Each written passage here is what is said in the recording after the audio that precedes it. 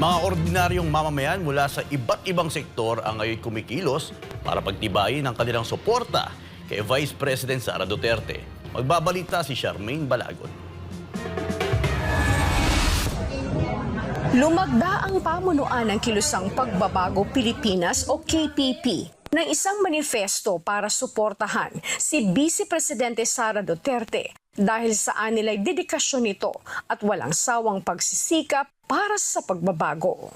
In behalf po sa Office of the Vice President, Cebu, Bohol, Siquijor Satellite Office, nagpapasalamat kami na we are part ngayon sa activity ng KPP na napaabot namin ang aming mga programa sa Office of the Vice President, lalong-lalo na sa pagiging partner ng KPP sa Office of the Vice President.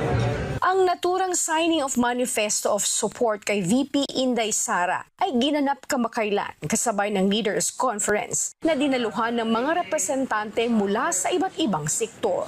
Sa pagtatanong ng SMNI team kay Wendell Cabrera, National President ng KPP, kung bakit ganun na lang ang ipinakita nilang suporta kay VP Sara, ay ito ang kanilang sagot.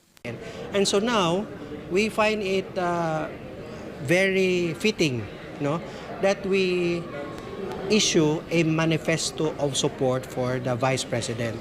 We want to tell her and we want to show other Filipino people that the group of Kilusang Pagbabago Pilipinas will always be behind her and will never leave her, and whatever help that we can do to help her achieve her objectives, especially as a public servant, we are here to support. Dagdag ni Cabrera, tanging si VP Sara Duterte na lang ang nakikita ng kanilang grupo sa panahon ngayon na nananatiling tunay sa kanyang serbisyo sa publiko.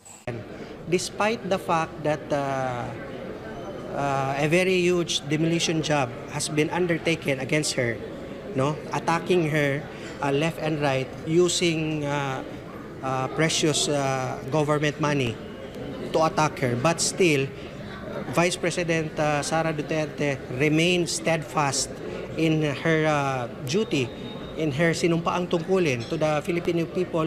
Kung babasahin ang mga nakasaad sa manifesto, makikita dito ang mga kahanga-hangang dulot na serbisyo ng Vice Presidente sa mga komunidad at maging ang pagtugon nito sa mga hinaing ng mamamayan. We are very thankful sa suporta na binigay nila sa kay VP Sara, lalong-lalo na sa mga programa sa Office of the Vice President na isa sila sa mga organization o grupo na dala-dala nila ang mga programa sa Office of the Vice President na papaabot nila sa mga grassroots. Mula nang manilbihan sa bayan si Inday Sara bilang Vice Presidente, kaagapay na ang grupong KPP sa mga programa nito, lalo na doon sa mga ordinaryong mamamayan. Vice President Sara Duterte, nag-iisa, if not, konti na lang ang mga cabinet members dyan sa present administration. If not, baka nga siya na lang ang nag-iisa na nakikitaan ng grupo namin, upon consultation with my different leaders, na meron talagang malasakit, totoong pagsiservisyo sa bayan. Ako si Charmaine Balagon, ang inyong citizen correspondent, nag-uulat mula Cebu para sa Diyos at sa Pilipinas kong mahal.